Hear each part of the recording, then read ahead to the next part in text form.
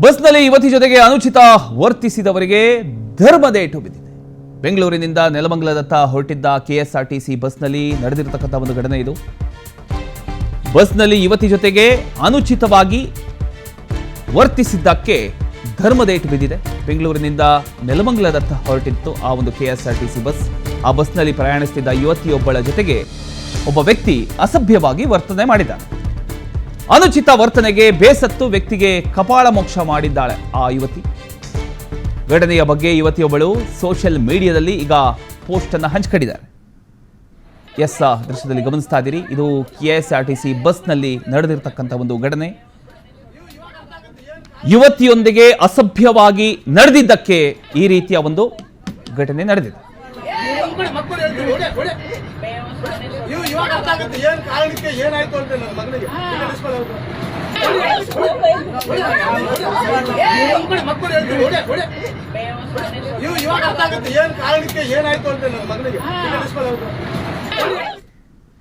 ಇದ್ರ ಬಗ್ಗೆ ಇನ್ನಷ್ಟು ಡೀಟೇಲ್ಸ್ ಕೊಡ್ತಾರೆ ನಮ್ಮ ಪ್ರತಿನಿಧಿ ಹನುಮಂತರಾಜು. ಅಷ್ಟಕ್ಕೂ ಕೆಎಸ್ಆರ್ಟಿಸಿ ಬಸ್ಸಲ್ಲಿ ಆ ಒಂದು ಕ್ಷಣ ಏನಾಯ್ತು ಅಂತ? ಎಸ್ ಪ್ರಮೋದ್, ನಿನ್ನೆ ಏನು ಕೆಎಸ್ಆರ್ಟಿಸಿ ಬಸ್ ನಲ್ಲಿ ಬೆಂಗಳೂರಿನಿಂದ ನೆಲಮಂಗಲದತ್ತ ಹೊರಟಿದ್ದ ಬಸ್ ನಲ್ಲಿ ಏನು ಯುವತಿಯೊಬ್ಬಳ ಜೊತೆ ಅನುಚಿತವಾಗಿ ವರ್ತನೆ ಮಾಡಿದ್ದ ಯುವಕನಿಗೆ ಕಪಾಳ ಮೋಕ್ಷ ನಡೆದಿದೆ.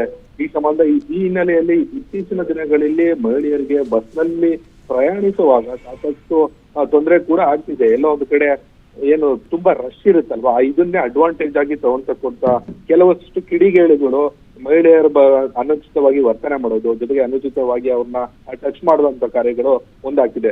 ಇದು ಎಲ್ಲೋ ನೋಡ್ತಿದ್ರೆ ಒಂದು ಕಡೆ ಬಸ್ ರಶ್ ಆಗೋದನ್ನೇ ಕಾಯ್ತಾ ಇರ್ತಕ್ಕಂಥ ಇಂಥ ಕಿಡಿಗೇಡಿಗಳು ಅಂತ ಬಸ್ನ ಹತ್ಕೊಳ್ತಾರೆ. ಅಂತ ಬಸ್ಸನ್ನ ಹತ್ಕೊಂಡು ಮಹಿಳೆಯರ ಜೊತೆ ಅನುಚಿತವಾಗಿ ವರ್ತನೆ ಇರ್ತದೆ.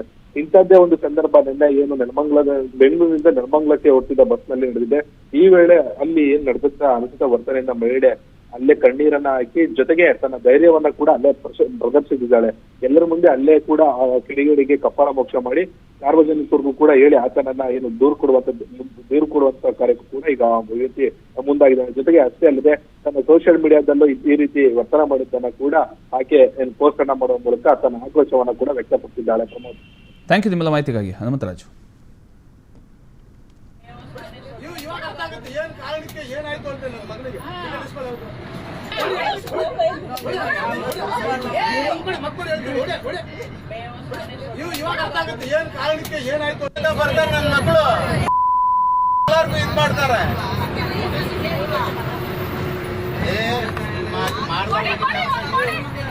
ಸಾಯಿಸ್ಬಿಡ್ಬೇಕು.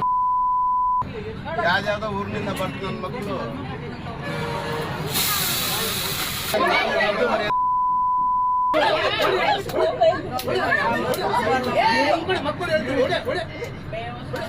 ಇವಾಗ ಅರ್ಥ ಆಗುತ್ತೆ ಏನ್ ಕಾರಣಕ್ಕೆ ಏನಾಯ್ತು ಅಂತ ನನ್ನ ಮಗನಿಗೆ.